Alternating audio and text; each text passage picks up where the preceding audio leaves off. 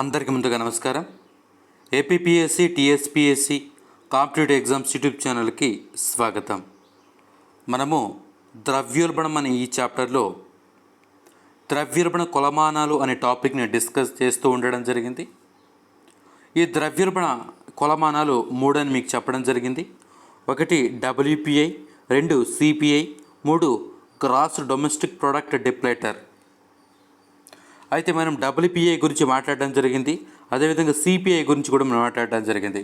Wholesale price index, టోకు ధరల సూచి, కన్జ్యూమర్ ప్రైస్ ఇండెక్స్, చిల్లర ధరల సూచి, ఈ రెండు అంశాల గురించి మనం మాట్లాడడం జరిగింది. అయితే మనకు మిగిలినటువంటి ఏకైక కొలమానము గ్రాస్ డొమెస్టిక్ ప్రొడక్ట్ డిప్లేటర్, జీడిపి డిప్లేటర్ ద్వారా ద్రవ్యోల్బణాన్ని ఏ రకంగా గణిస్తారనేది మాట్లాడడం జరుగుతుంది. మనం ఈ క్లాసులో ఈ జీడిపి డిప్లేటర్తో ద్రవ్యోల్బణాన్ని ఏ విధంగా గణిస్తారు అనేదాంతో పాటు పీపీఐ,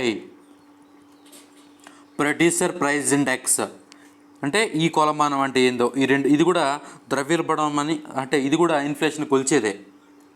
కానీ మన దేశంలో దీని ద్వారా మనం ద్రవ్యోల్బణం కొనవట్లేదు, పీపీఐ ద్వారా కూడా. అది ఎందుకు అనేది కూడా చూద్దాం. రైట్. అయితే మీకు ముందే చెప్పడం జరిగింది, ద్రవ్యోల్బణాన్ని మూడు పద్ధతుల్లో గణించినప్పటికీ, అంటే గణించే అవకాశం ఉన్నప్పటికీ మనము గ్రాస్ డొమెస్టిక్ ప్రొడక్ట్ డిప్లేటర్తో గణించటం లేదు. ఎందుకో ఇప్పుడు చూద్దాం. నేను గత 2 క్లాసుల నుంచి మనం ముందు చెప్పుకుందాం ఎందుకు జీడిపి డిప్లేటర్తో గణించట్లేదని చెప్తూ ఉండడం జరిగింది. ఆ చెప్పుకునే సందర్భం మనకి ఇప్పుడు వచ్చింది. జీడిపి డిప్లేటర్.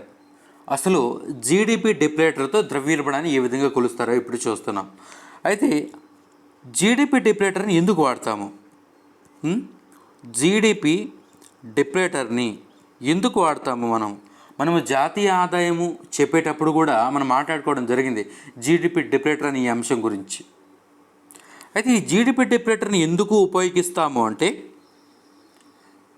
ధరల్ని క్రమబద్ధీకరించడం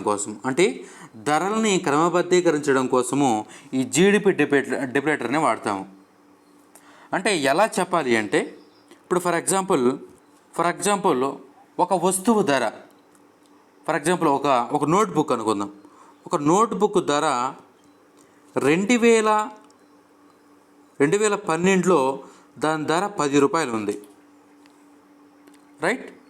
ఇప్పుడు ప్రజెంట్ ఇది 2012, ఇది 2021. ఇప్పుడు ఈ బుక్ ధర 20 రూపాయలు అయింది. అంటే ఈ బుక్ ధర ఎంత పెరిగింది అంటే 10 రూపాయలు పెరిగింది. అంటే ఇప్పుడు 20 రూపాయలు ఉంది, అంటే బుక్ ధర ఎంత పెరిగింది అంటే అప్పటితో కంపేర్ చేస్తే 10 రూపీస్ పెరిగింది. అంటే ఇప్పుడు కంపేర్ చేస్తే ఇప్పుడు జీడిపి లెక్కేద్దాం. జీడిపి లెక్కేస్తే ఫర్ ఎగ్జాంపుల్ ఒక బుక్ షాప్ వ్యక్తి, అంటే బుక్కులు తయారు చేసే వ్యక్తి ఒక 10 బుక్స్ను తయారు చేశాడు. ఎప్పుడు తయారు చేశాడు? 2012లో గురించి మాట్లాడుతున్నా. 10 బుక్స్ తయారు చేశాడు. 10 బుక్కులు ఆయన తయారు చేసి ప్రొడ్యూస్ చేశాడు. ఇప్పుడు బుక్ ధర ఎంత? 10 రూపాయలు. ఇప్పుడు అతనికి ఎంత లాభం వస్తుంది? 100 రూపాయలు. అంటే అతనికి ఆదాయం 100 రూపాయలు వస్తుంది. అతను అంటే 10 బుక్కులు తయారు చేశాడు, ఒక్కొక్క బుక్ ధర 10 రూపాయలు. కాబట్టి 2012లో ఆయనకి ఎంత వచ్చింది? 100 రూపాయలు వచ్చింది. ఇదే వ్యక్తి 2021లో కూడా బుక్ తయారు చేశాడు. ఫర్ ఎగ్జాంపుల్ ఈయన 5 బుక్కులే తయారు చేశాడు ఈసారి. కానీ ఈసారి ధర ఎంత ఉంది? మనకి 20 రూపాయలు ఉంది. అంటే 20 రూపాయలు ఉంది. ఇప్పుడు ఇతనికి ఎంత ఆదాయం వస్తుంది? 100 రూపాయలు వస్తుంది. ఇక్కడ మీరు గమనిస్తే ఈ వ్యక్తి, అంటే ఎవరైతే బుక్ తయారు చేసిన వ్యక్తి యొక్క ఆదాయములో ఎటువంటి మార్పు రాలేదు. జాగ్రత్తగా వినాలి. ఆ వ్యక్తి తయారు చేసినటువంటి ఉత్పత్తిలో అంటే మార్పు వచ్చింది, కానీ అతని ఆదాయంలో ఎటువంటి మార్పు రాలేదు. అంటే ఇప్పుడు ఇదే జీడిపి అనుకుంటే, ఫర్ ఎగ్జాంపుల్ ఒక దేశంలో మనం మాట్లాడుకుంటే దేశంలో కేవలము ఒక 10 బుక్సే ఇక్కడ తయారైనాయి అనుకుందాం. మన ఎగ్జాంపుల్ ఇదే కంటిన్యూ చేద్దాం. ఫర్ ఎగ్జాంపుల్ ఈ భారతదేశంలో కేవలము 10 పుస్తకాలే తయారు చేయబడ్డాయి. మొత్తం జీడిపి ఇంతే. అంటే ఇప్పుడు జీడిపి ఎంత? 100 రూపాయలు. ఇప్పుడు జీడిపి 100 రూపాయలు. ఇక్కడ జీడిపి ఎంత? ఇక్కడ జీడిపి కూడా, అంటే ఇప్పుడు 2021లో జీడిపి 100 రూపాయలే, 12లో కూడా జీడిపి 100 రూపాయలే. అంత మాత్రాన అంటే అతను ఇక్కడ చూడండి, అతను ఉత్పత్తిలో తగ్గింది, అంటే ఉత్పత్తి తగ్గినప్పటికీ ధరలు పెరగడం వల్ల అతని ఆదాయం స్థిరంగా ఉంది. కాబట్టి ఆ ధరలని ఎంత ధరలు పెరిగినాయి అంటే ఈ ఉత్పత్తి, ఆ వాస్తవ ఉత్పత్తి తెలుసుకోవడం కోసము, ధరలో పెరుగుదల ప్రభావాన్ని తొలగించడం కోసము జీడిపి డిప్లేటర్ను వాడతాం. జీడిపి డిప్లేటర్ ఇక్కడ ఇదే చూసుకుంటే జీడిపి డిప్లేటర్ ఏ రకంగా చూస్తారంటే, జీడిపి డిప్లేటర్ ఫార్ములా ఇక్కడ చూడండి. జీడిపి డిప్లేటర్ ఫార్ములా ఏంటంటే, ఇప్పుడున్నటువంటి ధర అంటే ప్రస్తుత ధర ఎంత, ఇప్పుడు ఈ ప్రస్తుత ధర 10 రూపాయలు, ఇప్పుడు ప్రస్తుత ధర 20 రూపాయలు, ప్రస్తుత ధర 20 రూపాయలు, ఇప్పుడు కాన్స్టెంట్ ప్రైజెస్లో 10 రూపాయలు. ఇప్పుడు దీన్ని తీసేస్తే ఎంత వస్తుంది,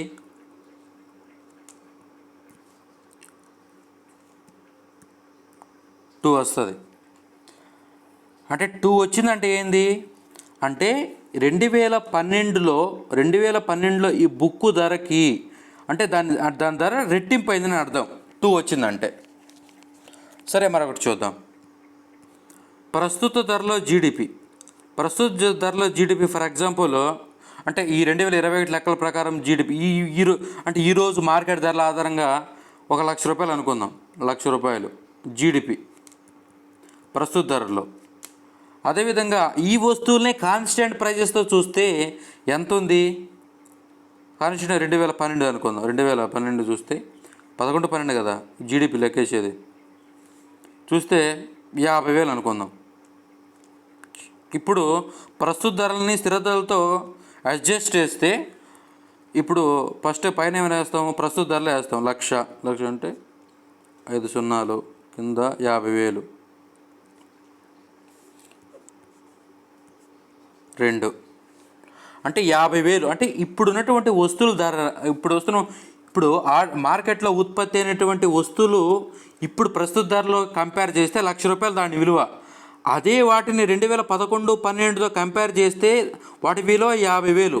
అంటే ఇప్పుడుండే అంటే ప్రస్తుత ధరలని స్థిర ధరలు ప్రస్తుత ధరలో బై స్థిర ధరలు వేస్తే మనకు ఎంత వస్తువులు పెరిగినాయి అంటే ఆ వస్తువు ధరలు ఎంత మార్పు వచ్చింది, ఎంత పెరిగింది అనేది మనకి ఇక్కడ కనపడుతుంది. అంటే 2 రెట్లు పెరిగిందని అర్థం. అంటే 2 రెట్లు పెరిగిందంటే ధరలు పెరిగినట్టే కదా. ఈ రకంగా అంటే జీడిపి డిప్లేటర్ ద్వారా కూడా మనం ఏం చేయొచ్చు, ధరలు పెరుగుతున్నాయి అని మనం గమనించవచ్చు. రైట్, మనం ఎన్ని ఎగ్జాంపుల్ తీసుకున్నా అదే ఉంటుంది. మరొకసారి చూద్దామా. రైట్, ఫర్ ఎగ్జాంపుల్ ఇప్పుడు ప్రస్తుత ధరల ప్రకారం వస్తువు ధరలు ఒక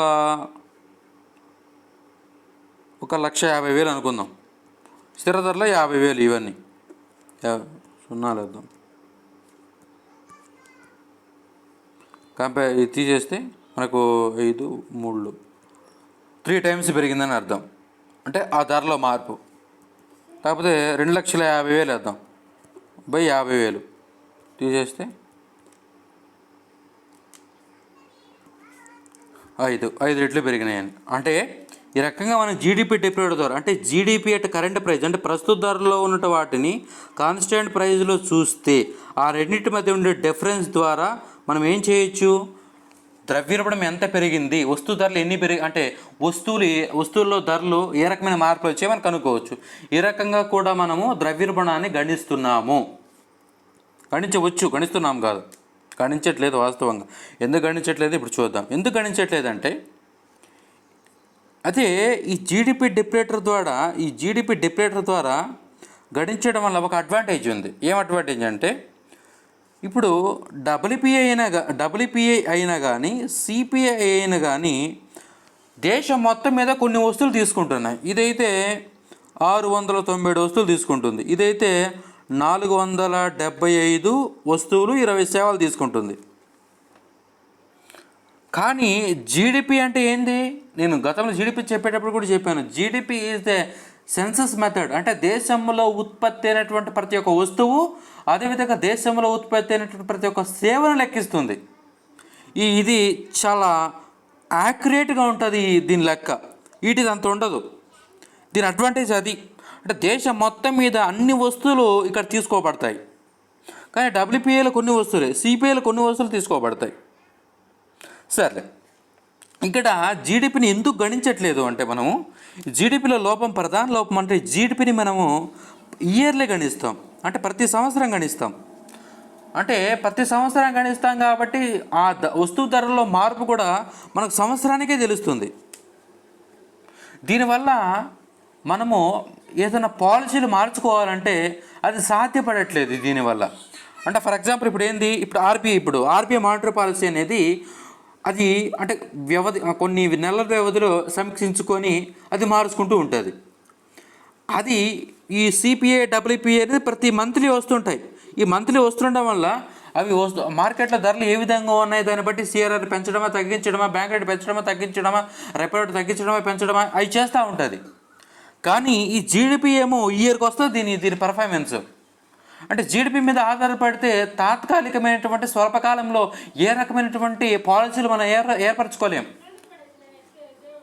కాబట్టి జీడిపి డిప్లేటర్ ద్వారా ధరలు ఏ రకంగా పెరుగుతాయి అనేది తెలిసినప్పటికీ, వాస్తవానికి దగ్గరగా ఉన్నప్పటికీ ఇది సంవత్సరానికి గణిస్తాం కాబట్టి తాత్కాలికంగా ఇప్పుడు అంటే ఎమర్జెన్సీ పర్పస్ మీద ఏదైనా పాలసీలు మేకింగ్ చేసుకోవడానికి ఇది పనికిరాదు.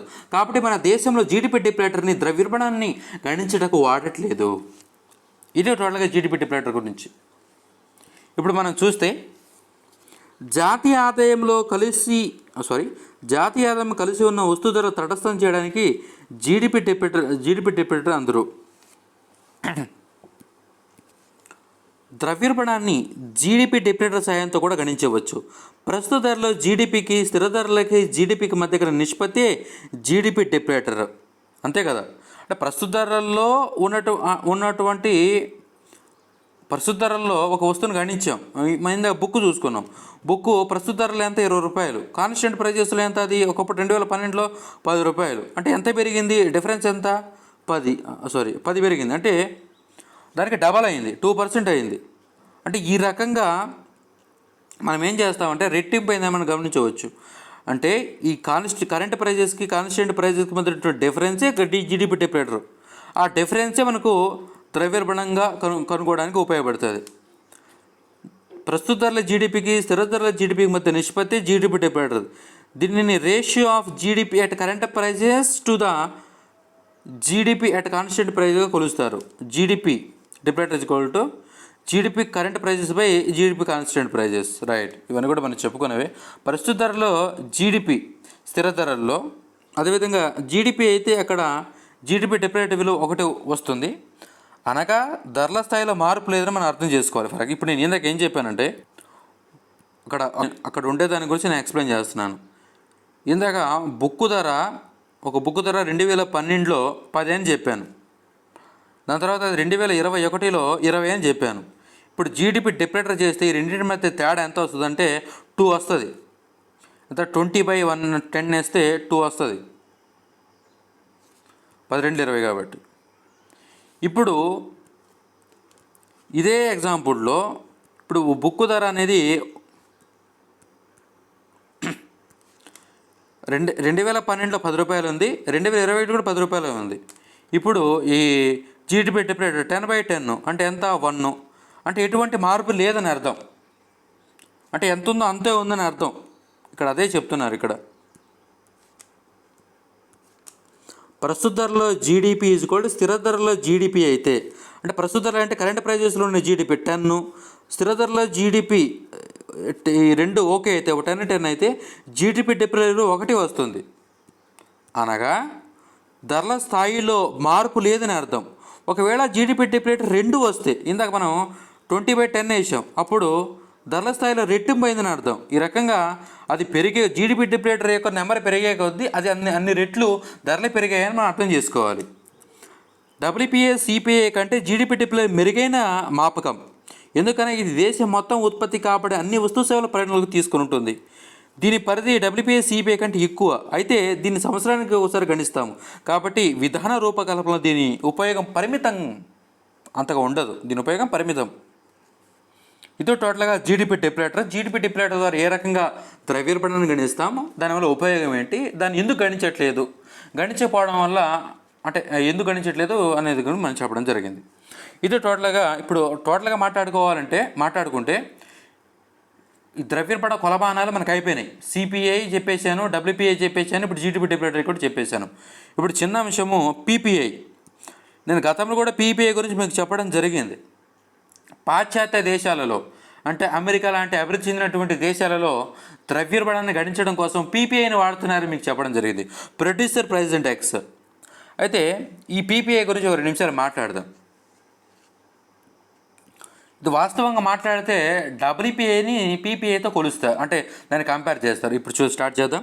ఇక్కడ చూస్తే ప్రొడ్యూసర్ ప్రైస్ ఇండెక్స్ పీపీఐ అనేది మార్కెట్లో గల ప్రాథమిక, మధ్యంతర, పూర్తిగా తయారైనటువంటి వస్తువులు మరియు సేవల ధరలో వచ్చే మార్పును గణిస్తుంది. పీపీఐ అనేది పారిశ్రామిక ఉత్పత్తులు, ప్రజా ఉపయోగ సేవలు రెండింటినీ తీసుకుంటుంది. ఒక రకంగా చెప్పాలంటే ఆర్థిక వ్యవస్థలో ప్రజలందరికీ కావలసినటువంటి వస్తువులు ఏదైతే ఉంటాయో అన్ని వర్గాల వారిని పరిగణలోకి తీసుకుంటుంది ఈ పీపీఐ. ఆ వర్గాల వారిని అన్ని వర్గాల వారిని పరిగణలోకి తీసుకొని ఆ వస్తువుల్లో అంటే వారు వాడే వస్తువులు వచ్చే మార్పుని ఈ పీపీఐ గణిస్తుంది. ముఖ్య అంశం ఏంటంటే ఈ పీపీఐలో వస్తువులతో పాటు సేవలు కూడా గణిస్తారు. సరే, పీపీఐకి డబ్ల్యూపీఐకి ప్రధాన తేడా ఏమనగా పీపీఐలో వస్తువులతో పాటు సేవలు కూడా లెక్కిస్తారు, డబ్ల్యూపీఐలో లెక్కించదు. అంటే డబ్ల్యూపీఐలో కేవలము వస్తువులు మాత్రమే మీకు లెక్కిస్తారని చెప్పడం జరిగింది. గతంలో 697 వస్తువులని దేశవ్యాప్తంగా 8331 కొటేషన్ల ద్వారా లెక్కిస్తారని వాటిలో మార్పు మీకు చెప్పడం జరిగింది. పీపీఐ ఇంకోటి డిఫరెన్స్ ఏంటంటే ఇక్కడ పీపీఐలో లెక్కించేటప్పుడు డబ్ల్యూపీఐతో కంపేర్ చేద్దాం. పీపీఐలో ఒక వస్తువు ధర తీసుకున్నప్పుడు ఫర్ ఎగ్జాంపుల్ టీవీ ధర ఎంత 9500 అనుకుంటే దాని మీద గవర్నమెంట్ ట్యాక్స్ ఎంత వేస్తుంది అనుకుంటే గవర్నమెంట్ ట్యాక్స్ ఒక 500 వేసింది అనుకుందాం. ఇప్పుడు టీవీ ధర ఎంత అవుతుంది, 10,000 అవుతుంది. ఒకప్పుడు డబ్ల్యూపీఐని మనం ఏ రకంగా తీసుకుంటున్నామంటే గవర్నమెంట్ ట్యాక్స్ని కలిపి మనం ఆ వస్తువు ధర ఏ రకంగా పెరుగుతుందని తీసుకునేవాళ్ళం. కానీ పీపీఐ ఏం చేస్తుందంటే ఈ గవర్నమెంట్ ట్యాక్స్ మినహాయించి దీన్ని మాత్రమే తీసుకుంటుంది. అయితే మనం ఎప్పుడైతే ఈ డబ్ల్యూపీఐ యొక్క ఆధార సంవత్సరము 2004-05 నుంచి 2011-12కి మార్చామో అప్పుడు మనం కూడా అదే చేస్తున్నాం. Don't worry about that. ఇప్పుడు ప్రస్తుతం డబ్ల్యూపీఐ లెక్కించేటప్పుడు మనం ట్యాక్స్ మినహాయించే లెక్కిస్తున్నాం, అది గతంలో చెప్పుకున్నాం. కాకపోతే 2004-05లో జరిగే పరిణామాలు చెప్తున్నాను నేను. 2004-05లో ఈ రకంగా ఉండేది ఈ డబ్ల్యూపీఐ గణించేది. 2004-05 డబ్ల్యూపీఐ గణించడంలో పీపీఐకి మధ్య డిఫరెన్స్ చెప్తున్నా. 2011-12 రెండు సమానమైన ఈ విషయంలో. ఇది కూడా డబ్ల్యూపీఐ కూడా ట్యాక్స్ మినహాయించే వస్తు ధరను గణిస్తుంది. రైట్, ఇది ఇక్కడ అదొకటి చూడండి. పీపీఐ ప్రభుత్వ పన్నులు వేయక ముందే ధరలను లెక్కిస్తుంది, డబ్ల్యూపీఐ పన్నులు విధించిన తర్వాత లెక్కిస్తుంది.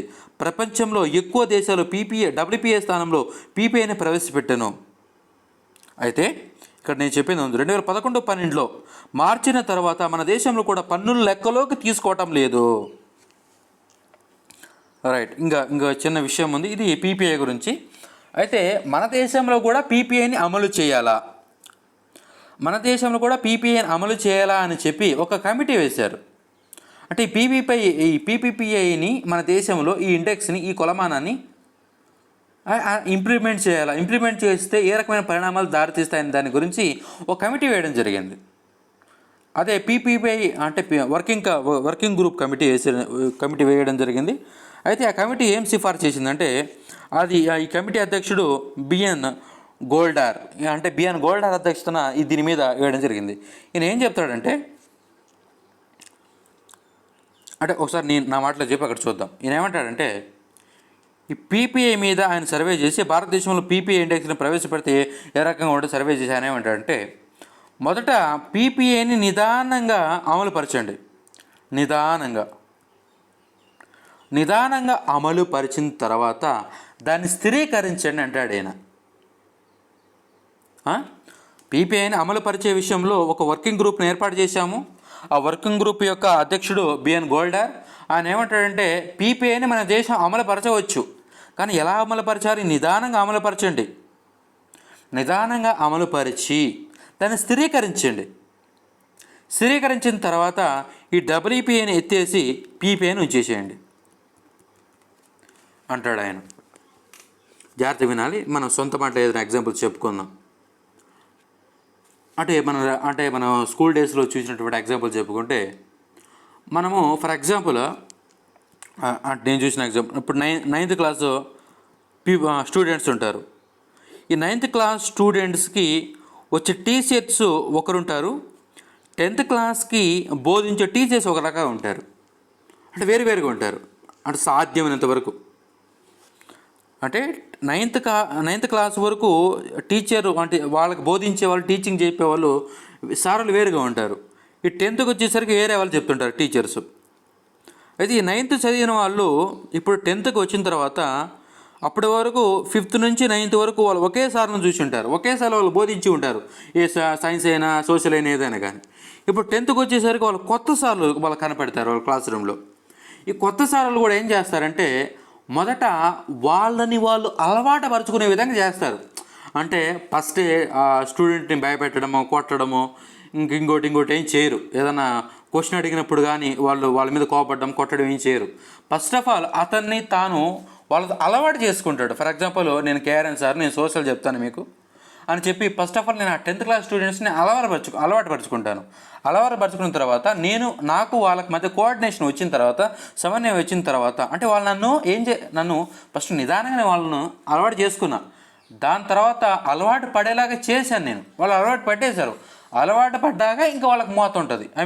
టెస్ట్ పెట్టడము, కొట్టడము, ఇంకా రకరకాలుగా ఉంటాయి. అంటే ఇక్కడ కూడా ఈయన ఏం చెప్తాడంటే నిదానంగా తీసుకురండి, దాన్ని అలవాటు పడనివ్వండి. స్థిరీకరించడం అంటే అంత అలవాటు పడనివ్వండి దేశ ఆర్థిక వ్యవస్థని. దేశ ఆర్థిక వ్యవస్థ ఆ పీపీఐ ఇండెక్స్ని అలవాటు పడ్డ తర్వాత దాన్ని పూర్తి స్థాయిలో అమలుపరచండి, డబ్ల్యూపీఐని తీసేసి అంటున్నారు. ఇక్కడ చూద్దాం.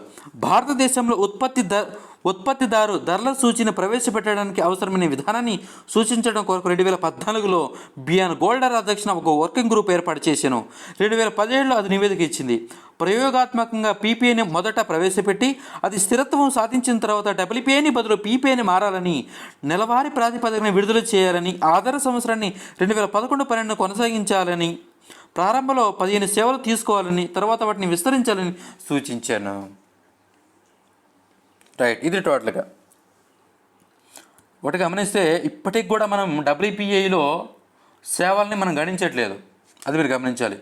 ఇది టోటల్గా ప్రొడ్యూసర్ ప్రైస్ ఇండెక్స్ అంటే ఏంది, అదేవిధంగా జీడిపి డిప్రేటర్ ద్వారా ఏ రకంగా ద్రవ్యోల్బణాన్ని గణిస్తారు అనేది టోటల్గా నేను మీకు చెప్పడం జరిగింది. ఇంకా చిన్న ఒక టాపిక్ మిగిలింది, ఫుడ్ ప్రైస్ ఇండెక్స్. అంటే ఆహార ధరల్లో ఏ రకంగా ఆహార ధరల్లో వస్తుంది కదా, ఇప్పుడు కూరగాయలు ఉంటాయి, బియ్యం ఉంటుంది, కందిపప్పు ఉంటాయి, వాటి ధరలు పెరుగుతుంటాయి కదా, ఆ ధరలు ఏ రకంగా పెరుగుతున్నాయి దాని గురించి ఒక ఇండెక్స్ ఉంది, ఫుడ్ ప్రైస్ ఇండెక్స్.